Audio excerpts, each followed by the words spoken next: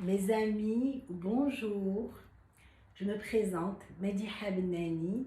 Je suis coach en PNL, hypnothérapeute, art thérapeute, écrivaine et conférencière.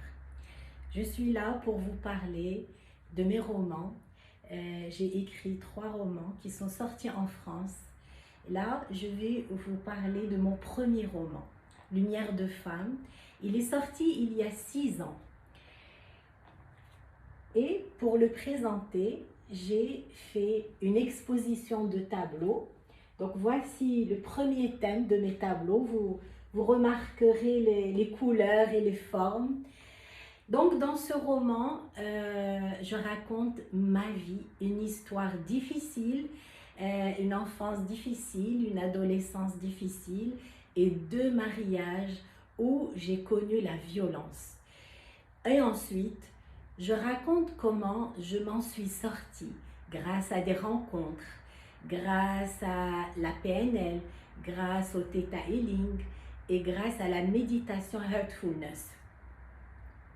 Alors là, je vais vous lire comment commence ce roman, Lumière de femme.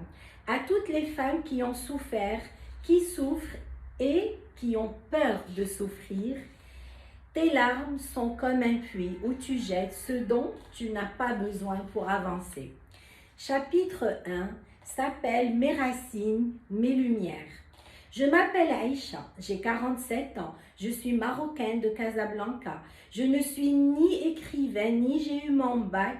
Je cherche juste à écrire ma vie et partager mon histoire. J'arrive à une phase où je vois tout flou et je ne sais plus ni qui je suis, ni ce que je veux. J'ai pris l'habitude de fuir et je suis épuisée. Jusqu'à quand la fuite? Trop de questions se bousculent dans ma tête, c'est encore un autre bilan de ma vie. Mon présent est lourd, mon passé est dur et mon avenir brumeux. Il n'y a pas de malchance, me dit-on, il n'y a que des mauvais choix. Alors ce roman commence comme ça, ensuite il se termine avec ce passage.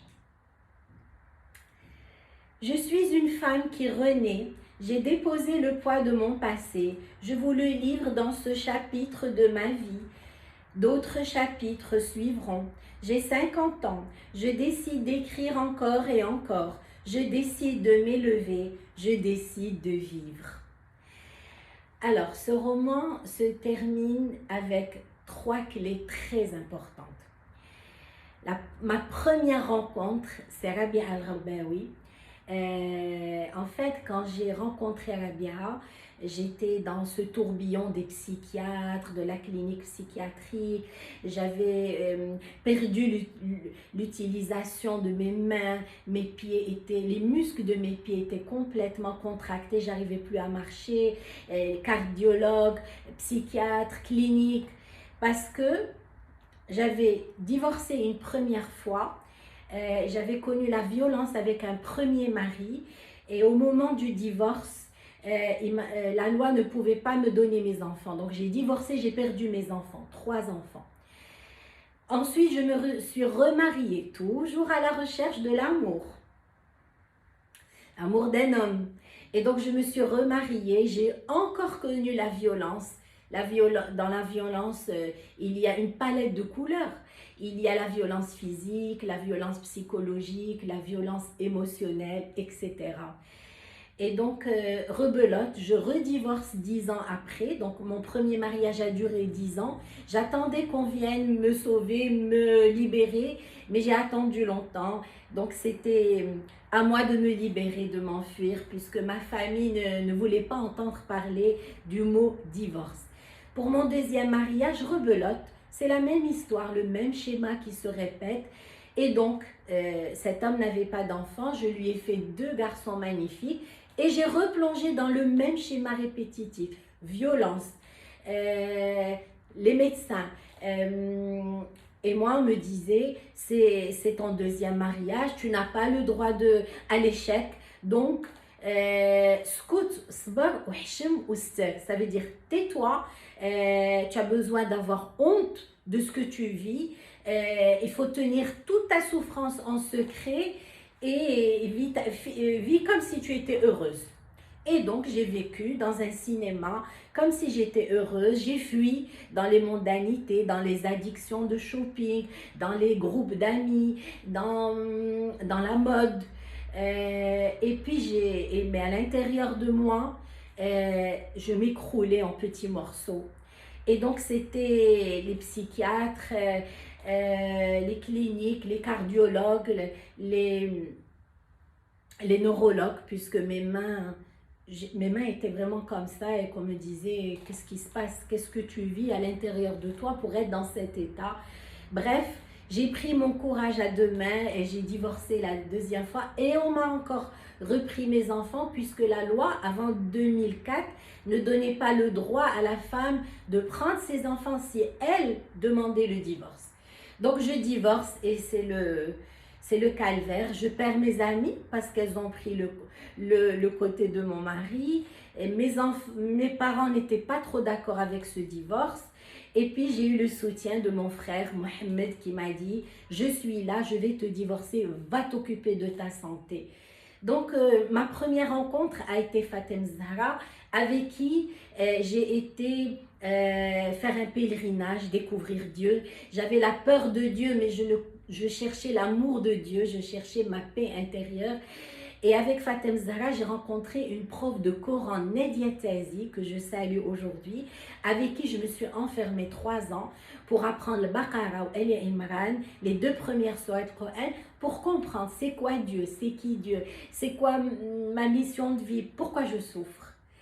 Et donc, après ces 3 ans, Dieu m'a envoyé des rencontres extraordinaires. Ma première rencontre, c'est Rabia Al-Harbaoui, avec qui va me coacher 2 ans, avec qui je vais guérir et avec qui je vais grandir. Et je lui ai dit, Rabia, je veux aider les autres femmes. Elle me dit, tu ne peux pas aider les autres femmes si tu n'as pas de diplôme. Je lui ai dit, ah bon, à 45 ans, je peux avoir un diplôme? Elle me dit oui.